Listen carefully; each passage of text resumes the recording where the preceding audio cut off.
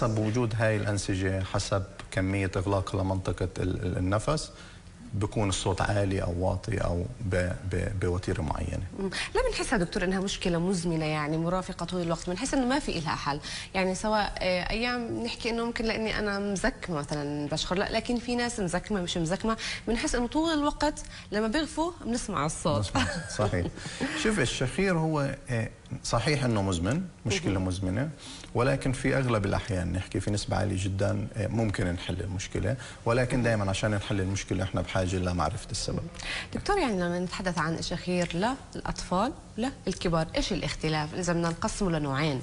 شوف عادة احنا بنشوف الشخير في أي جيل ممكن، في أي عمر، في الإناث، في الذكور، في الصغار، في الكبار.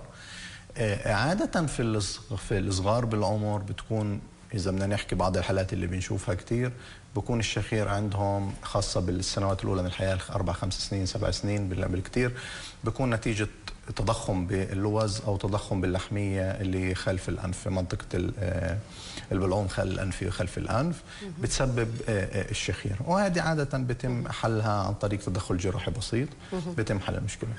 بالكبار بالعمر طبعا المشاكل يعني حدث بلا حرج. نتحدث عن الاسباب بشكل مفصل دكتور، ايش اسباب الشخير؟ يعني هل الصوت المزعج المقلق ممكن لساعات مطوله طول الليل، ما في نوم ما في راحه، ايش السبب دكتور؟ الاسباب بتختلف باكثر من سبب، خلينا نبلش بالاسباب الموجوده اللي هي ممكن تزيد او تكون لزياده الشخير. ممكن هي زياده الوزن. الناس اللي بيعانوا من مشكله بزياده الوزن ممكن يكون عندهم شخير. ممكن محيط الرقبه، الناس اللي عندهم أكثر من 16 إنش المحيط الرقبي يكون عندهم نسبة الشخير أكثر، خاصة بالذكور والنساء من 13.5 ل 14 إنش. ممكن كمان بالرجال أكثر، تكون بمجرد أنك رجل فهي بحد ذاتها. ما كثير مركزين على الرجال، يعني تحدثنا عن لا مش سرطان الحنجرة كان النصيب الأكبر لهم، وأيضا بالشخير النصيب الأكبر للرجال من النساء. الأسباب كمان ندخل أكثر على أسباب بنقدر نشوفها إحنا بالعين بالفحص، اللي هي ممكن نبدأ من منطقة الأنف، إذا كان في انحراف بالوتيرة الأنفية، إذا كان في مثلا لحميات أو قرنيات أنفية، التهاب الجيوب المزمن، الأورام اللي بتكون موجودة، الأورام السرطانية سواء الحميدة أو الخبيثة الموجودة في منطقة البلعوم الأنفي برضه موجودة. الأسباب اللي بنشوفها كمان كتير اللي هي في منطقة الفم، اللي هي هبوط سقف الحلق. هو عادة بكون منطقة سقف الحلق اللي عند الخلفية اللي عند اللهاء بتكون نازلة أكثر عند بعض الناس، فهاي بتكون خلال النوم تعمل تسكير على مجرى النفس، وبالتالي بتعمل مشكلة في التنفس مرات، فبالتالي بصير شخير. مرات كمان إحدى الأسباب هو حجم اللسان الكبير، مرات حجم الفك الصغير. يعني ممكن يكون شيء خلقي دكتور؟ نعم هو ممكن خلقي. عادة بكون إما خلقي أو زي ما حكينا له علاقة بحجم أو وزن الإنسان، ولكن أسباب أخرى ممكن كمان اللي هم اللي بيشربوا الكحول كثير ممكن يكون برضه سبب من الاسباب اللي يعمل عندهم شخير. حابه نحكي بوضعيه النوم دكتور، كثير بنسمع انه السبب وضعيه النوم، انت مش نايم صح، او حتى التعب خلال صحيح. مثلا اذا كان الشخص باذل جهد كثير خلال النهار ممكن ياثر على نومته، فهل هذا الحكي صحيح دكتور؟ اذا بنغير نومتنا او حسب الجهد بياثر على مستوى الشخير ام لا؟ عادة احنا المرضى اللي بيشخروا كمان ويكون الشخير اجى بسيط عندهم بنحكي لهم غير وضعيه النوم. شو المقصود فيها؟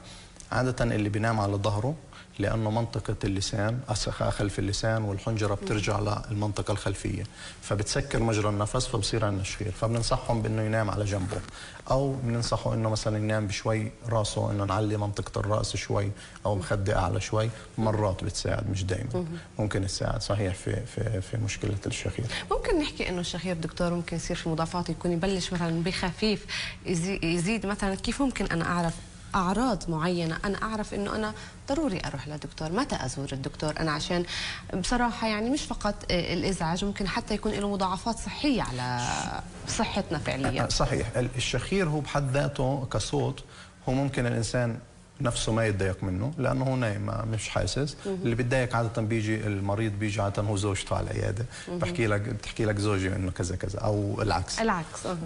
فهو بكون اول مزعج للشريك في اثناء النوم.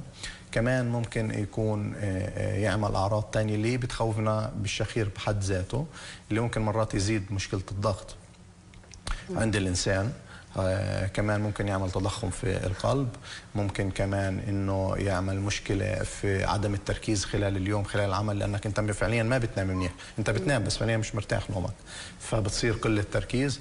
ممكن النوم الكثير خلال اليوم ممكن يؤدي الى زياده حوادث السير، خاصه في الدول اللي هي بتمتلك يعني مسافات طويله والناس بتسوق لمسافات طويله، لانه بينامش بالليل فبصير ينام على الطريق، بتزيد الحوادث.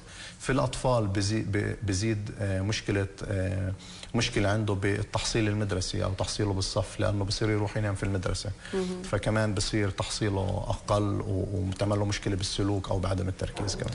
دكتور، كيف بيتم تشخيص الشخير؟ يعني حكينا انه هو عرض وليس مرض، لكن هو مزعج جدا، وحكينا له مضاعفات سواء يعني على الشخص شريكك بالغرفه اللي راح تزعجه طول الليل، او حتى عليك نفسك. ذكرت لنا ما هي المضاعفات اذا ما تم علاج الشخير. كيف بيتم التشخيص؟ ممكن اعرف انه ايش هي الفحوصات اللي بيتم اجراءها للتاكد انه هذا الشخص عنده شخير؟ يعني اكيد مش راح يجي ينام بالعياده لنتاكد انه عنده شخير. صحيح.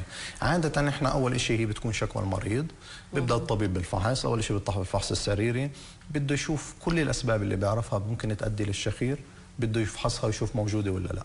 فبدايه من الانف، اذا في انحراف، في تضخم لحميات، الفم، حجم اللسان، منطقه سقف الحلق، كل هاي الامور لازم يعملها. في فحص كمان احنا بنحكي له فحص النوم، اللي بنعطي مريض جهاز معين بنشبك عليه ليد معينات بتم من خلالها مراقبه النفس خلال النوم، لانه الاكسجين بالدم عند هاي الناس بصير انه ينزل، لانه ما دول الناس خلال الشخير بنخاف من احدى المضاعفات انه يوقف النفس عنده. فمرات بيجي بحكي لك مثلا زوجته او حدا معه او هو بحكي مثلا انه بوقف النفس لثواني وبرجع كانه بده يخنق. فهذا كله بنراقبه، عدد دقات القلب، كل هاي الامور. في قياسات معينه بتدل قديش مشكله الشخير عنده. مرات كمان في بنروح لطريقه انه بنعمل له ناظور تحت البنج، هذا فحص سريع جدا، بنيم المريض بشكل ما هيك خفيف يعني، بس انه وبصير يشخر في غرفه العمليات، وبنشوف وين اذا في تسكير في اي منطقه هي اللي بتعمل له المشكله. هاي عادة إجمالا هي الطرق اللي احنا بنفحص فيها المريض. دكتور، في سؤال كثير بتوارد بين الناس وبين المواطنين بموضوع اللحمية والانحراف. في كثير بكون سبب رئيسي للشخير هي اللحمية أو حتى الانحراف، لكن لما بيجي بيحكي إنه أنا بدي أعمل مثلا عملية للحمية أشيلها، بيحكي لك إنه ممكن ترجع، يعني إنه تعتبرش علاج فهل هذا صحيح؟ ممكن اللحمية انها ترجع موجوده؟ وايش بخصوص الانحراف دكتور؟ يعني في كثير بنسمع انه في انحراف، في ايش بالضبط الانحراف اللي بيكون موجود؟ صحيح. الانحراف عشان بس نفهم شو يعني الانحراف. الانحراف هي يوجد هناك وتيره انفيه بالانف اللي بتقسمه لليمين وللشمال. ملوش علاقه بالعظام والغضروف صحيح؟ بس يعني حبيت اوضح ولا لا؟ له علاقه. فبالتالي هذا الوتيره الانفيه بتنقسم في الجزء الامامي منها من غضروف والجزء الخلفي منها من عظام. فمرات اما نتيجه سبب خلقي، انه الناس كثير بتنولد عندها انحراف بالانف. عندنا نسبه 90% من الناس عندها انحراف بالانف، 35% بس منهم فقط اللي بيكون عندهم اعراض وبيشكوا من صعوبه النفس، من صداع، من شقير الى اخره، كل الاعراض بنعرفها. فلما نيجي احنا نحكي عمليه تصحيح، فهي وبالنسبه للحميات كمان هي قرنيات انفيه موجوده 3 قرنيات في كل جهه، طبيعي يكون موجودين عند كل الناس، ولكن عاده القرنيه السفليه عاده هي اللي بيكون فيها مضاعفات بتتضخم. ليش بتتضخم؟ بتتضخم اما خلقي، اما التهابات متكرره، اما من تحسس، طبيعه الناس اللي عندها حساسيه. سؤالك انه اذا صلحنا المشكله بيرجع ولا لا؟ عاده الانحراف هو عباره عن عظم وغضروف، اذا انت شلته بيرجعش، ما فيش شيء راح يرجع ينمو هناك، الا اذا المريض بعد العمليه تعرض لضربه انف كمان مره او تعرض لحادث، فساعتها بيرجع الانحراف كم مره. السبب الثاني اللي هو اللحميات، اللي هي اكثر عليها انها بترجع او لا. إذا بنعتمد على سببين، بنعتمد على سبب تضخم اللحميات وعلى الجراح نفسه. فإذا كان هناك الجراح بيستعمل سكيلز معينة وهو يعني صاحب يد ماهرة في الجراحة، مش مفروض ترجع، إلا إذا كان مثلا في حالات زي الحساسية مثلا، لأنه هذا عبارة عن منطقة لحمية، فممكن إنها بعد ما نقصها أو نكويها ممكن ترجع تتضخم. فبعتمد على سبب ليش هي بتتضخم. قليل ما ترجع، ولكن إذا كان تحسس فممكن ترجع خلال 6 أشهر، بس بنسبة أقل. بس المريض اوريدي بيستفيد. ليش؟ لأنه احنا صلحنا له انحراف، فهو هيك بيكسب منطقة نفس معينة.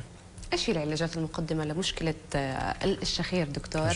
وحابه نحكي شوي عن العلاجات الطبيه من خلال الطبيب، وايضا في العلاجات كثير لما بنشوف بالصيدليات دعايات للصقات التي توضع هون دكتور من اجل الراحه، من اجل راحه الشرك، فنحكي عنها، نحكي عن مدى فعاليتها، ونحكي ما هو العلاج الصحيح لمشكله الشخير. شوفي عاده احنا كطبيب اول شيء لازم عشان انت تحل المشكله تعرف سببها. فاول شيء احنا لازم نفحصه صح، نحدد وين سبب الشخير وين المشكله. ثاني شيء اول شيء بننصحه، مثلا اصحاب الوزن الكبير لازم يخففوا من وزنهم.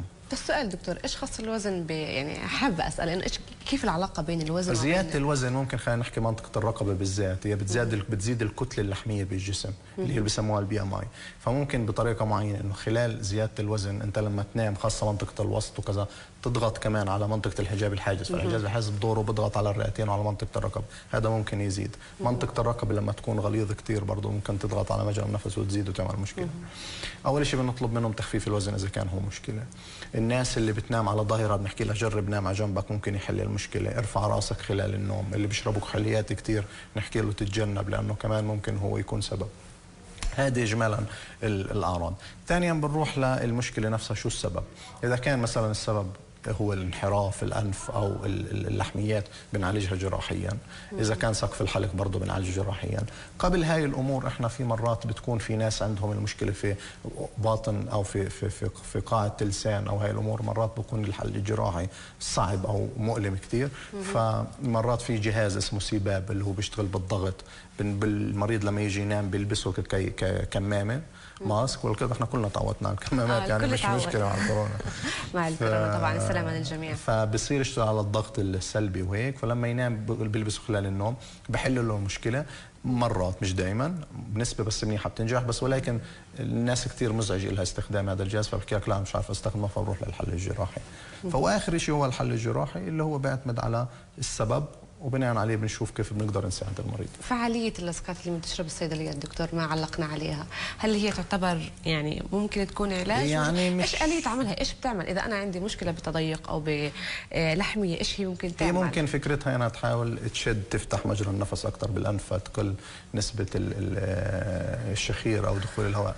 قديش نسبة فعاليتها بصراحة بتختلف من شخص لآخر، ولكن أنا ما شفتش يعني شيء دوكيومنتد إنه مسجل إنه فعلا لها علمية فعلا علمية، ولكن بعض الناس ممكن تفيدهم، بس مش شيء بنعتمد عليه بالعلاج. دكتور كثير حاسين انه في اهمال موضوع الشخير، حاب نحكي شوي بالمضاعفات بشكل تفصيلي اكثر للشخير عشان الناس تاخذ الموضوع بجديه اكثر، ايش هي المضاعفات اللي ممكن تحدث من الشخير؟ زي ما ذكرنا الشخير هو مشكله يعني بحد ذاتها، هو مش مزعج للمريض نفسه، ولكن هي ممكن تعمل مشاكل فعلا للشريك بالحياه، اللي هو يصير يعني في ناس تحكي لك انا جوزي مثلا بصحى بلاقيه برا الغرفه نايم، او مرتي فالشريك بالحياه ممكن يعمل مشكله نفسيه. قله الراحه، عدم التركيز بالعمل، ثاني يوم انت بتروح تعبان مكسل، ممكن يعمل قله في التركيز في العمل، قله في الاداء. الاطفال قله بالتحصيل العلمي لانه بأثر على حضوره في المدرسه. المشاكل حكينا انها ممكن على نسبه الاكسجين دكتور بالجسم وترويه الاعضاء. طبعا لانه هو بقل الاكسجين بالجسم فبقل التركيز بالتالي، فانت بتصير ادائك اقل، بقل ادائك بالعمل. الناس ممكن تتعرض لحوادث سير، بتصير تنام على الطرق خلال السياقه. اللي ممكن الشيء الطبي اللي هو اكثر شيء بنخاف منه اللي هو الضغط. ممكن يجيك مريض يحكي لك ضغط بعالجه مش عماله بتحسن، بس لو شوي رحنا الشخير ممكن يزيد شغله الضغط، ممكن يعمل تضخم في عضله القلب، يعني يودينا لمشاكل احنا بغنى عنها، وممكن يكون العلاج شيء بسيط جدا. حابين نسمع منك كنصيحة أخيرة دكتور شادي فداء أخصائي أنف وأذن وحنجر للمشاهدين وللمشكلة المزعجة بغض النظر. صحيح، يعني أنا بنصح بجميع المرضى عادة، مش بس بالشخير، بأي عرض أي مشكلة ما تتوانى إنك تتابع نفسك وما تتوانى إنك تتبع حالتك المرضية، لأنه ممكن يكون الإشي بسيط كثير ولكن يعمل مشكلة نفسية أو اجتماعية أو صحية لا تحمد عقباها. فدائما تابع وزور طبيبك، بنتمنى السلامة للجميع. دكتور شادي فوده، اخصائي انف واذن وحنجره، بنشكرك طبعا على كل هاي المعلومات الطبيه ونورتنا يا دكتور. اهلا وسهلا فيك. شكرا لك، يومك سعيد. شكرا. يومك سعيد. وهيك مشاهدينا بنكون وصلنا لختام فقره الطبيه، تحدثنا فيها عن المشكله اللي يعني كثير بنسمعها، بتتردد، منزعجه، مش عارف انا، مش قدمنا لكم بعض النصائح. ان شاء الله بنتمنى السلامه للجميع، وصلنا بمواضيع طبيه جدا. ويسعد صباحكم، وعوده لكم زميلاتي ويسعد صباحكم. شكرا نادين اكيد، ولضيفك ويسعد صباحك مره جديده. كل الشكر لكم، واكيد احنا مشاهدينا متابعين معكم الى فاصل، ومن بعدها بنكمل اخر فقره في فلسطين هذا الصباح. على هذه الارض ما يستحق الحياه. في القدس اعني داخل السور القديم، اسير من زمن الى زمن بلا ذكرى تصوبني، ونحن